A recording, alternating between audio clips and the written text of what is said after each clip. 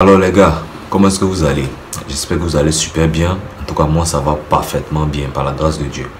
Alors aujourd'hui, on va parler d'un sujet très intéressant comme d'habitude, très inspirant, parlant des comportements que tu dois avoir lorsque des personnes se foutent de toi. Tu as certainement été en relation, peu importe le type, en relation avec des personnes, des humains qui au début tout allait bien, mais tout d'un coup tu ne sais pas qu'est-ce qui a pu bien se passer et cette personne ne te parle plus. Comme on le dit en anglais, l'histoire du ghosting.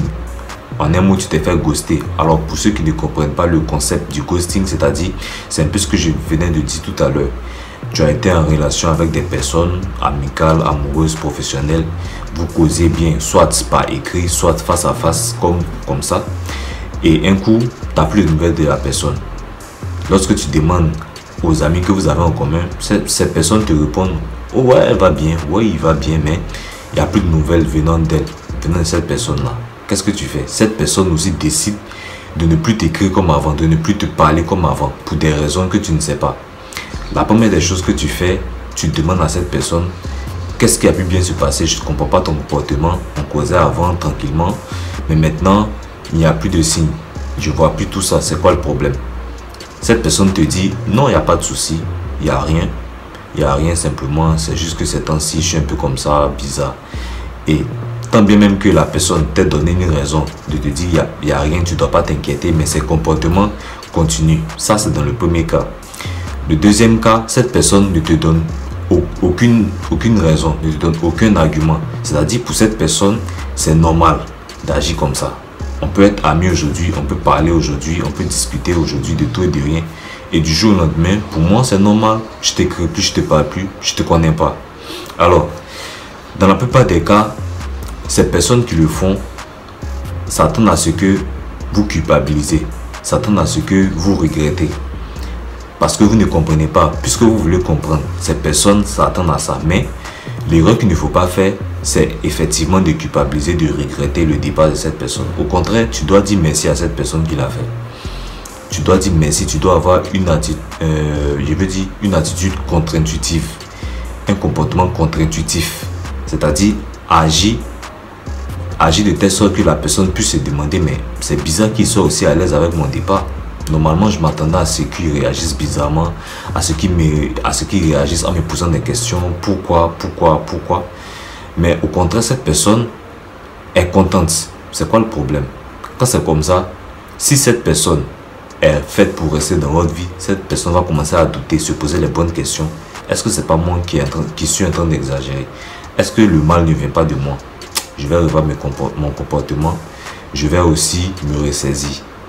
Si cette personne est destinée à rester dans votre vie, bien sûr, voici les questions qu'elle va commencer à se poser après votre réaction que je viens de vous donner. Donc, ne culpabilisez pas, au contraire, remerciez-les. Cette personne vous dit: il n'y a pas de souci. Je pense que nos chemins se séparent, on va s'arrêter là. Logiquement, intérieurement, ça va vous faire mal, mais il ne faut pas montrer à cette personne que vous avez mal. Ne montrez aucun signe de faiblesse. Passez à autre chose tout simplement. Cette personne n'a plus envie de faire partie de votre vie. C'est comme ça. Toutes les personnes que vous rencontrez dans votre vie ne sont pas venues pour rester. Ils sont venus pour vous apprendre quelque chose. Ils sont venus pour vous apprendre quelque chose. Et les leçons que vous recevez, les épreuves auxquelles vous êtes confrontés, ne sont pas éternelles. Alors, vous avez certainement aimé cette fille de tout votre cœur, tout en pensant que cette personne aussi c'était pareil, mais ce ne fut pas le cas. Sur le champ, c'est normal que vous ayez mal, mais il faut avoir le courage de passer à autre chose. Arrivé à un certain moment de la vie, il faut, comme je le dis souvent, il faut ne plus accepter certaines choses. Il faut avoir le courage de refuser certains trucs que tu acceptais dans le passé par peur de perdre la personne. Il faut commencer à bannir cela. Commencez à passer aux choses, commencez à prioriser vous-même vos objectifs.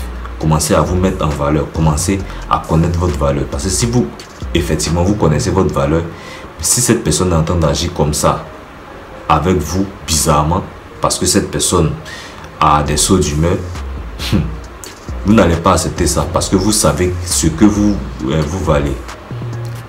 Vous savez qu'est-ce que vous valez ici. Donc, il y a des choses que vous n'allez pas accepter. Au contraire, tu vas dire à cette personne, dans ma vie, soit tu viens pour rester. Si tu veux pas, la porte est là, mais ne reste pas bloqué devant la porte. Tu empêches les autres de venir.